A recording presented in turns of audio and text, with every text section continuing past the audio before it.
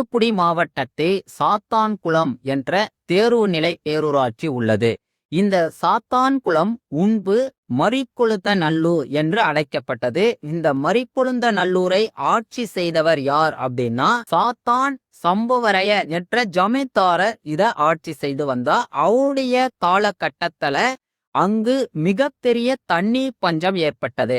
அந்த மரிக்கொழுந்தநல்லூரை சுற்றிலும் அவர் என்ன செய்யறார் அப்படின்னா தன்னுடைய சகோதர சகோதரிகளின் பெயர்ல குளங்களை வெட்டுறாரு. அப்படி குளங்களை வெட்டிய அவருடைய பெயராலேயே அது சாத்தான் சம்புவரையர் குளம் என்று அழைக்கப்பட்டு பின்னாட்களில் சாத்தான் குளம் என்று மருவி வந்ததாக சொல்லப்படுகிறது. பாருங்க, எவ்வளவு கருணை நிறைந்த ஜமீன்தார ஆட்சி புரிந்த பகுதியாக அது இருக்கிறது. ஒன்று, மக்களுடைய தண்ணீர் தாகத்தை தீர்க்க வேண்டும் என்று எண்ணி தன்னுடைய பெயரை கூட வைக்காம தன்னுடைய சகோதர சகோதரிகளின் பெயரால அந்த குலத்திற்கு பெயரை வைத்து அப்படிப்பட்ட ஒரு கருணை நிறைந்த ஜமீன்தாரர் ஆட்சி செய்த பகுதியில தந்தை மகன் காவல்துறையினரால் கடுமையாக தாக்கப்பட்டு உயிரிழந்த அந்த சம்பவம் இருக்கு பாத்தீங்களா?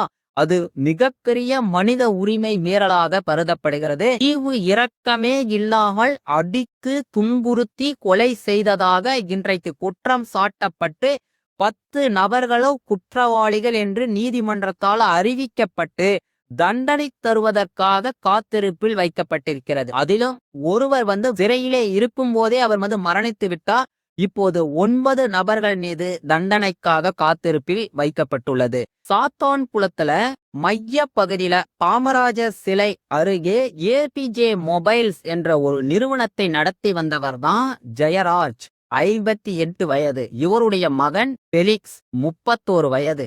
இவங்க இருவரும் சேர்ந்து அந்த கடையை நடத்திக்கு வராங்க. 2020 ஜூன் மாதம் கொரோனா தொற்று உச்சத்தில் இருந்த காலம். அப்ப பாத்தீங்கன்னா கொரோனா தொற்று விதிமுறைகள் வகுக்கப்பட்டிருந்தது. கடைகளுக்கெல்லாம் பாத்தீங்கன்னா நேர கட்டுப்பாடுகள் விதிக்கப்பட்டிருந்தது. அப்ப இந்த ஏபிஜே மொபைல்ஸ்ல அன்றைய தினம் கஸ்டமர் இருந்ததனால அவங்க கடையை அடைக்க காலதாமதம் ஏற்பட்டதாக சொல்லப்படுகிறது. அப்பதான் என்ன பண்றாங்க, காவல்துறையினர் இவர்களை கடையை அடைக்க சொல்லி வற்புறுத்தியதாகவும் அந்த இடத்துல வாக்குவாதம் ஏற்பட்டதாகவும் சொல்லப்படுகிறது. உடனடியாக காவல்துறையினர் இந்த ஏபிஜே மொபைல்ஸ் நிறுவனர்களின் மீது என்ன செய்யறாங்கன்னா வழக்கு பதிவு செய்யறாங்க. காவலர்கள் ஜெயராஜை கைது பண்ணி கூட்டிட்டு போறாங்க. காவல் நிலையத்துல அவரை வைக்கிறாங்க. அதுக்கப்புறம் இதை கேள்விப்பட்ட பெலிக்ஸும் இருசக்கர வாகனத்தை எடுத்துக்கொண்டு தன் தந்தையை காண காவல் நிலையத்துக்கு செல்கிறார்.